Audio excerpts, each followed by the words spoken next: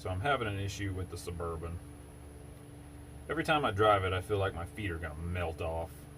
If I drive it about 20-30 minutes straight down the highway, the floor pan gets to 127 degrees. At least that's the hottest I've seen so far with the infrared. It did have original vinyl floors in it with some old jute under that. I ripped all that out. It was in absolutely terrible shape, so easy to see why the floors were getting so hot. I started looking for something to put on the floor to help with the situation. Of course, I initially was led to Dynamat. I looked into that. I pretty much looked into all the mats, Fat Mat. There's a ton of different brands. It just seemed like most of them were more dedicated to sound control rather than heat control. So before I had a chance to pull a trigger on anything, my buddy told me that he had ordered some lizard skin and he wasn't going to use it because he got rid of the project that he was going to put it in. So he offered it to me for a good deal.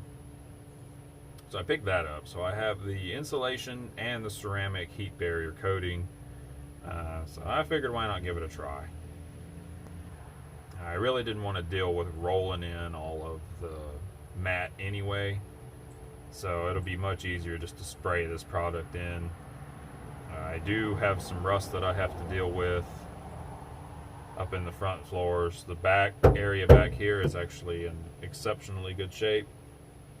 Not too much work to do back here other than just scuff it up and then get to putting the coating in.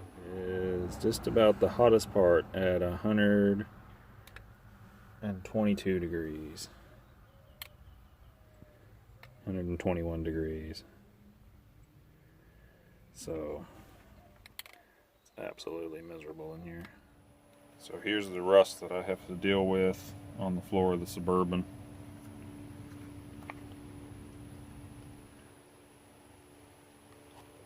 It's not rusted all the way through yet, but it definitely needs some work. As you can see, the lip that the weather stripping sits on, it's definitely seen better days.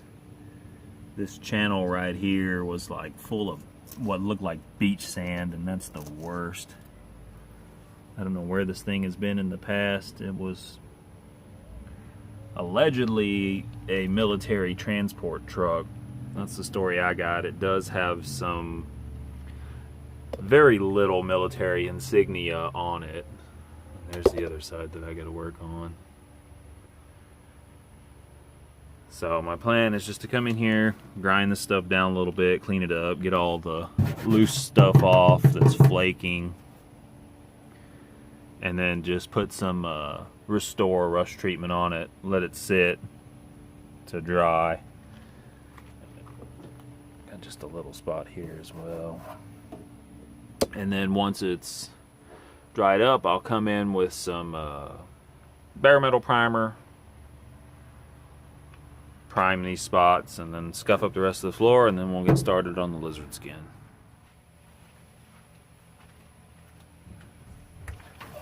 I'm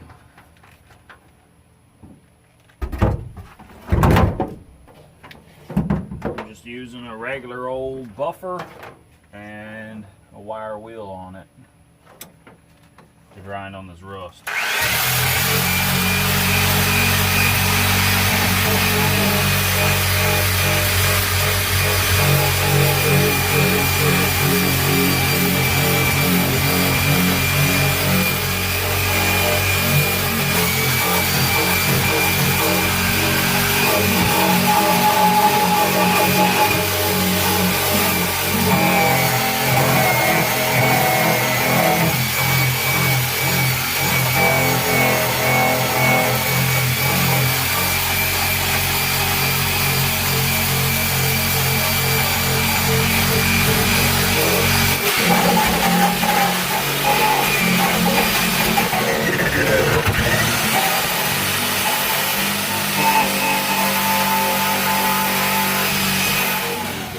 Floor looks like.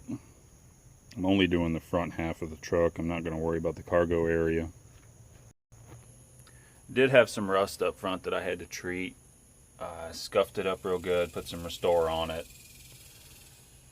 And then I put a self-etching primer on the whole floor because after I scuffed it, a lot of the paint was chipping. There was a lot of bare metal spots. So I felt like the best move was to just put down a self-etching. And from what I know from using self-etching in the past, you don't have to sand it. So I just wiped it down with some wax and grease remover and gonna give it a whirl. Worst that can happen is it all bubble up. About to get started putting the lizard skin in the Suburban. I just want to say before I get started here that this is not a how-to video. This truck is nothing more than a work truck for me, and I'm just trying to make it a little more pleasant to drive without burning my feet off every time I drive it somewhere. So this is not a restoration. Lizard Skin recommends after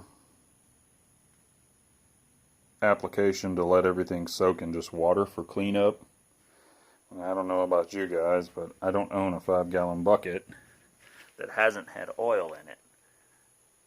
So I got an old pot here I'm going to use. I'll just make do.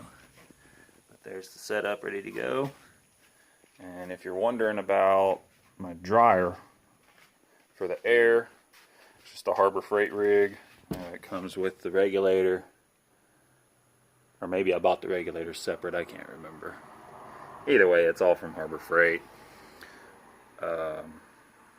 Lizard Skin recommends 55 to 70 psi. Right now I have it set about 60, so we'll see how that works out. Okay, Lizard Skin recommends to put down the insulation before the ceramic coating. So that's what we're going to do once I figure out how to open the bucket.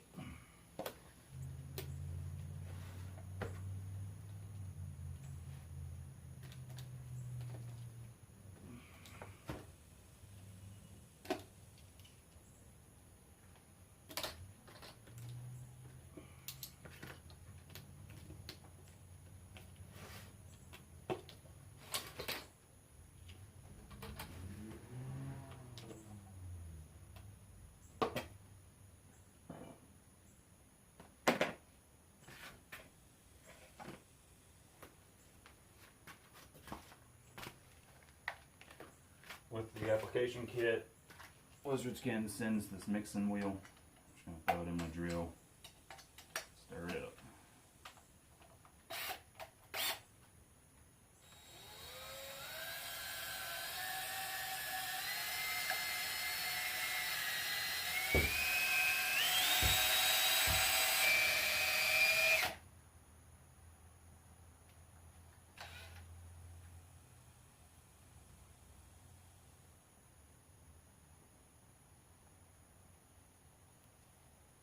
Product is very thick.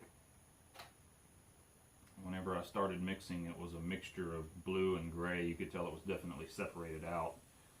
And now it's a nice, solid, almost gray, maybe a little bit of hint of blue, but it looks a lot better. It's too thick to pour through a filter or anything like you would with paint, so I'm just going to pour it straight in, see how big of a mess we can make.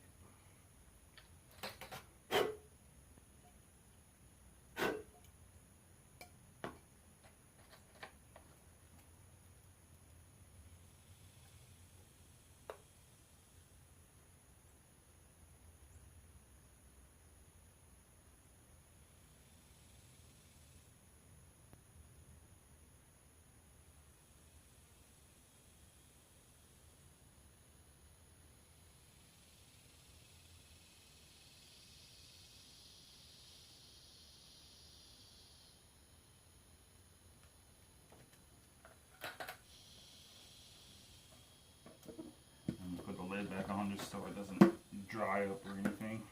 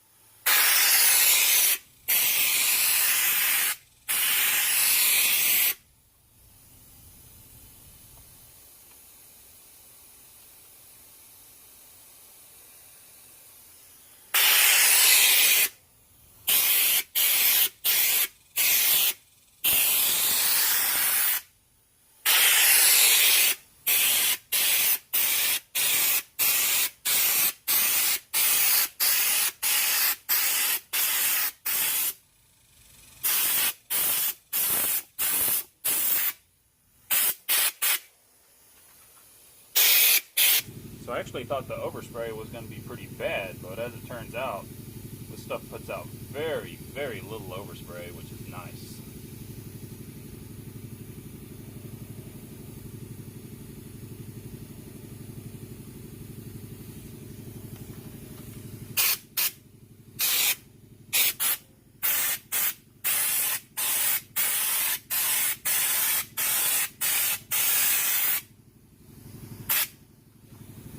Also, I did discover if you lean the gun too far while spraying, it'll lose suction and not continue spraying.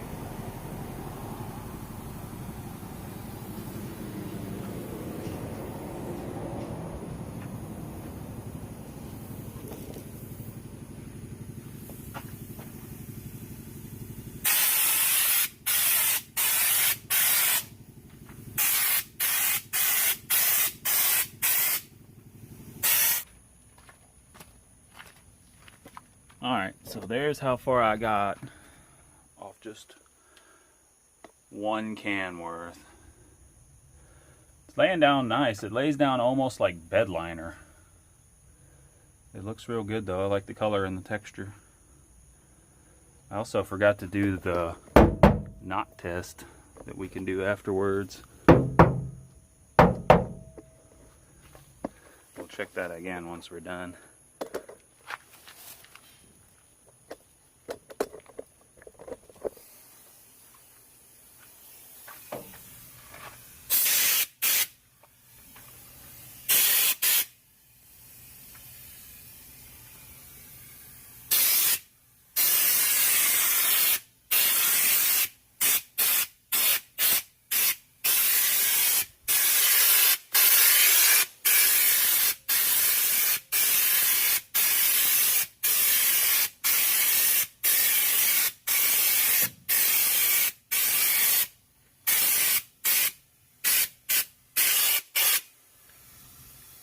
So in my opinion, that went exceptionally well for not having a clue as to what I'm doing.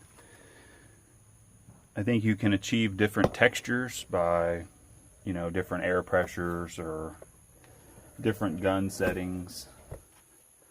But I kind of like the bed liner look, nice rough look.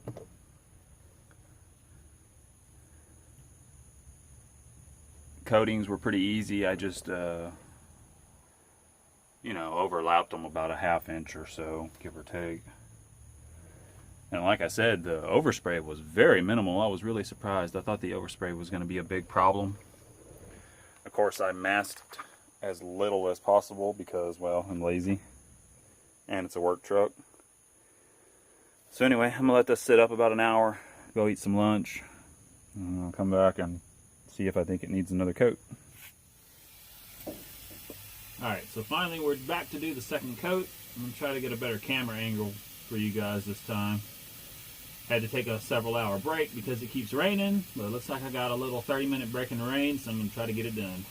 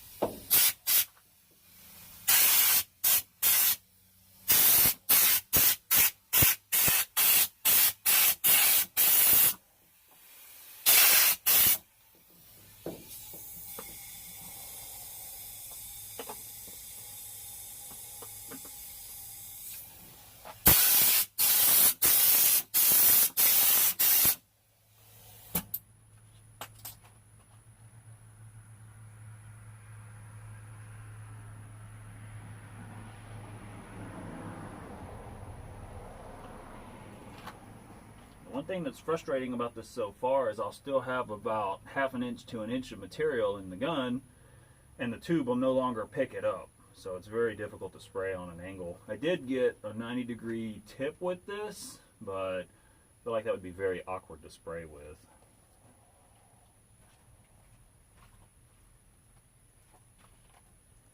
I'm glad that I didn't try to spray the whole truck with this, because this right here is all I have left, about ½ a cup.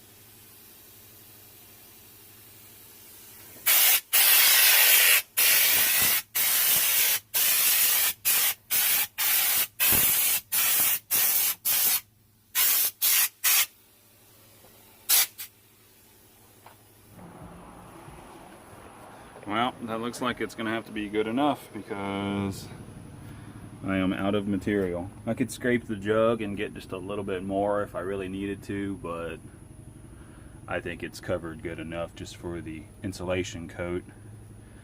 I'll just be sure when I do the ceramic heat barrier that I put more where your feet go and put it a little lighter up here on the seat pans, and hopefully it'll work out.